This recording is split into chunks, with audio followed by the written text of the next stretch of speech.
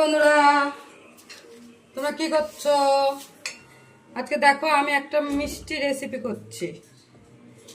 কতদিন ধরে অনেক দুধ জমে আছে, ভাবছি দুধগুলো দিয়ে কি করব।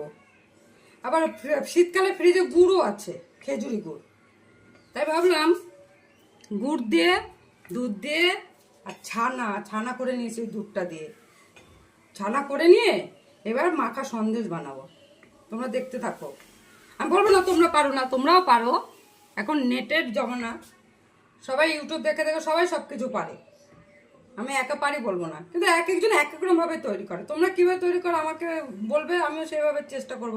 আমি কি করে করছি সেইটা আমি দেখাচ্ছি আজকে। দুধটা ভালো করে গরম হয়ে গেল, এবার ছানাটাকে ম্যাশ করে নিয়েছি। দুধ দিয়ে ছানা করে ছানাটা ম্যাশ করে নেবে। 3 ভাগে 2 ভাগ দিয়ে দেবো, দিয়ে ভালো করে নেড়ে চেড়ে শুকাবো। এটাকে শুকিয়ে পরে আবার 1 ভাগ দেবো। করছি, তোমরা দেখতে থাকো। দেখো এবার আবার বাকি ছানাটা দেবো, তো তার জন্য আরেকটু দুধ দিয়ে নিতে হবে। এবার আরেকটু দুধ দিলাম। এবার আবার ওই বাকি যে ছানাটা ছিল সেটা দিয়ে দিলাম। দিয়ে এবার কি করব, এবার খেজুরের গুড় দেব।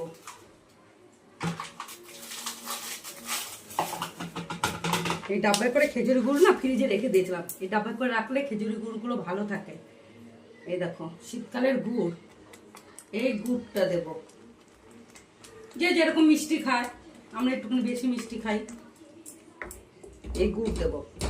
এবার গুড় দিয়ে ভালো করে নাড়িয়ে শুকিয়ে নাড়তে নাড়তে দেখো শুকাচ্ছে আস্তে আস্তে। শুকাতে একদম মানে মোটামুটি 90% শুকিয়ে যাবে। শুকালে তারপরে দেখবে লাস্টে কতটা সুন্দর হয় দেখতে, আর লাল হবে। মাখা সন্দেশ খেতে ভালোই লাগে বলো শীতকালে, কিন্তু গরমকালে ভালো লাগে না। শীতকালে খুব ভালো লাগে, আমার তো খুবই ভালো লাগে।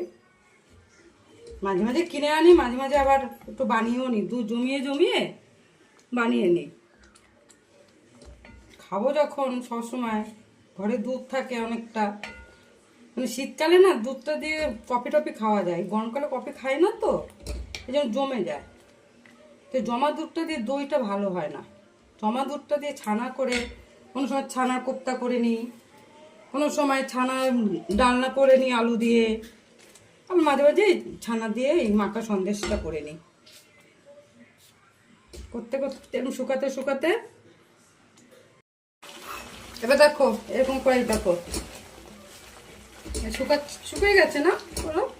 হ্যাঁ, তোমরা তো জানো বানাতে, আমি জানি তোমরাও জানো। এবার কি করবো, ঘি দিয়ে দেবো। ঘি দিয়ে দিলাম, হয়ে গেছে।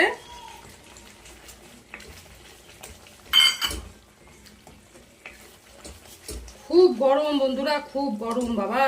করতে আমি ঘামিয়ে গেছি, আর পাচ্ছি না থাকতে।